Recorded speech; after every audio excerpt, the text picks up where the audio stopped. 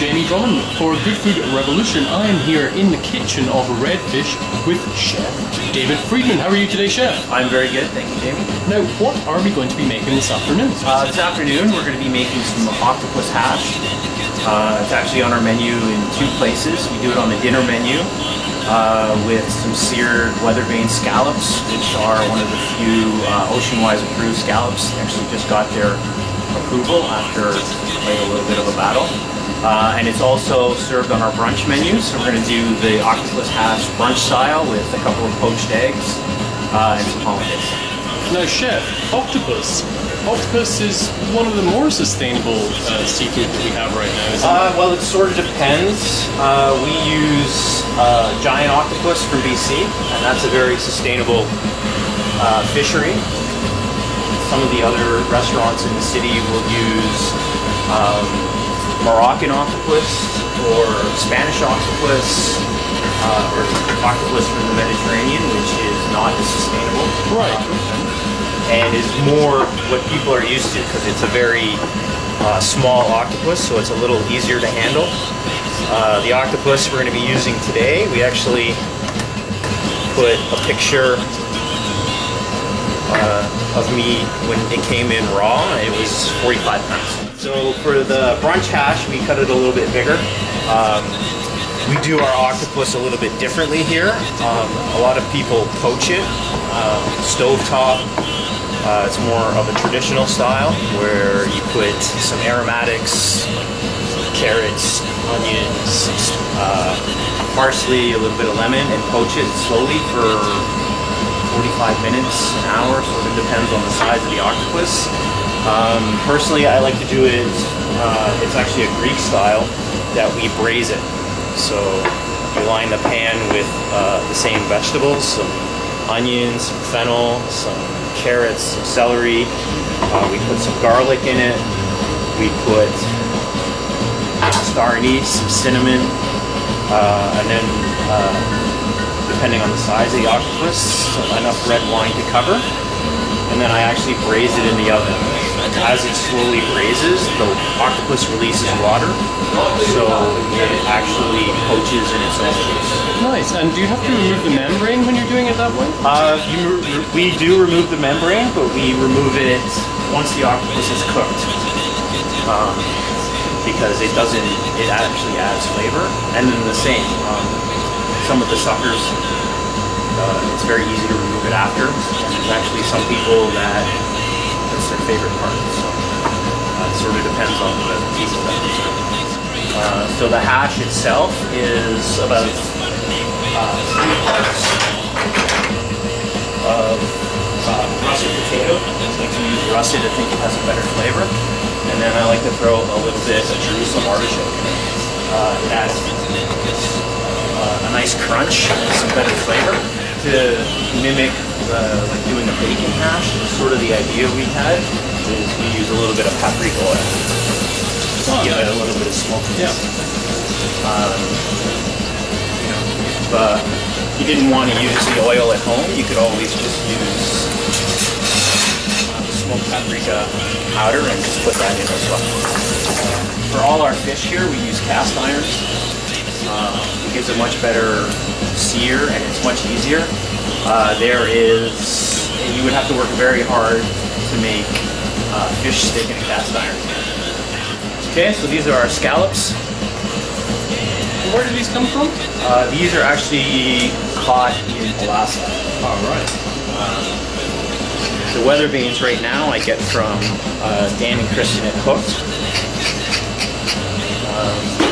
because scallops are a delicious thing, but if you're going to be a sustainable restaurant, as we are, then it's also one of the most difficult things to find, because the Qualicum Bay farm scallops out of BC are a personal choice, because my background is in Vancouver, but they're so popular that there's times that they just get overfished and you can't get them all the time. So I like to get my scallops medium rare when they come out of the pan. because there's already heat in them, so as they're sitting on the plate, they'll continue to cook a little bit.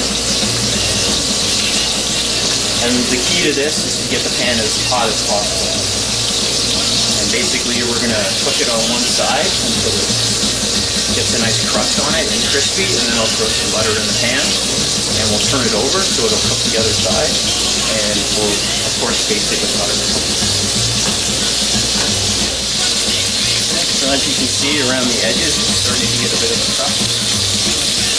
The thing about scallops is if you're going to get fresh scallops, there's a lot of sugar in them. So it'll be actually really quick to get the sear and the color that we're looking for. And once it has the sear I'm looking for, put some butter in it.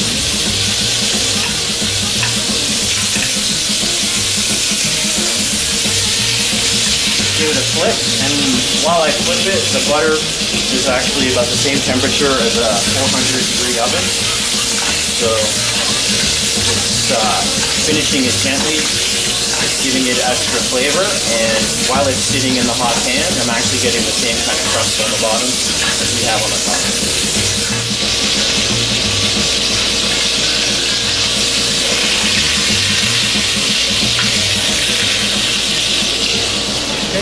Drain the extra butter.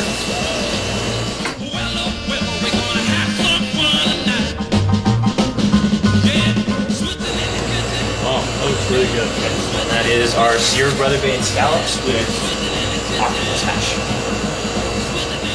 So we found that the octopus hash was so popular that when we decided to open for brunch as well, we figured we would put it on sort of, you know, you need a version of the dirty breakfast. So this is our version of the dirty breakfast. A little bit of fun the night before. This is actually really good, and it's actually turned into our most popular dish at brunch. Oh. We thought for sure it was going to be the smoked salmon, but the octopus hash, we had one brunch that it was 90% octopus hash. 90% of your clientele. 90% of the clientele on that one day Okay. had octopus hash. A couple weeks before, I had phoned for an octopus, and I had the choice of a 25-pound one or a 35-pound one. And I didn't think I was going to need the big one, so I took the 25-pound one, and Scott Vivian from Beast, the other one. So he posted a picture of himself holding it up. And we're not small guys, and these octopus are worthless. So in reply, when I realized I was going to need more octopus and I got a bigger one the next week, I sent him that picture. Okay, so the hash is basically the same idea. We put a little bit more in the brunch version, and we cut it a little bit bigger as well.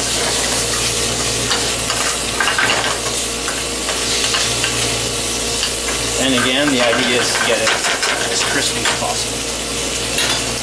Okay, so while that's going, we'll get our poached eggs going. The secret to a good poached egg is just patience and timing and movement in the water. If the water isn't moving, then the eggs tend to sink to the bottom and they overcook. The other secret is to make sure that you get some white vinegar in the water. It depends on the eggs. Like if you're getting farm fresh eggs, you don't need as much vinegar because it's a better product, and it seems the whites seem to hold better. If you're, most people are using just your everyday eggs, the whites tend to be more fragile, so they need a little bit of help from the vinegar to hold it together. Get the water going.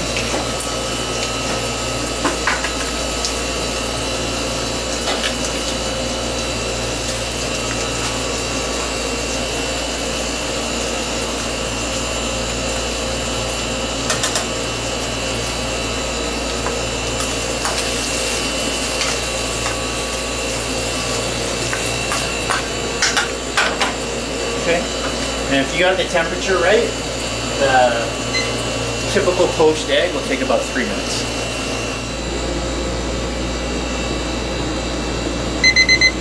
So we're ready to go.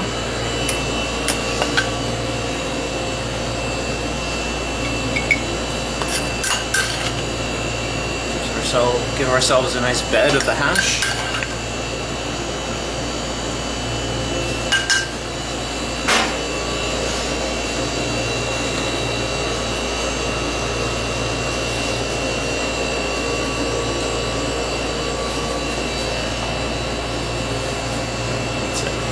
It should be firm to the touch, but you should be able to tell that the yolk inside is still liquid.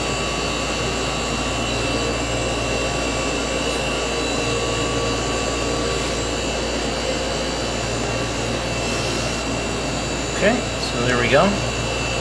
2 poached eggs.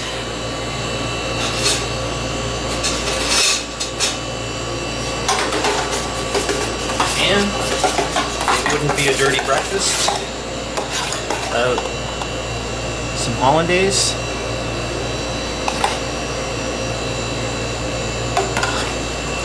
And here at the restaurant we make our own bread.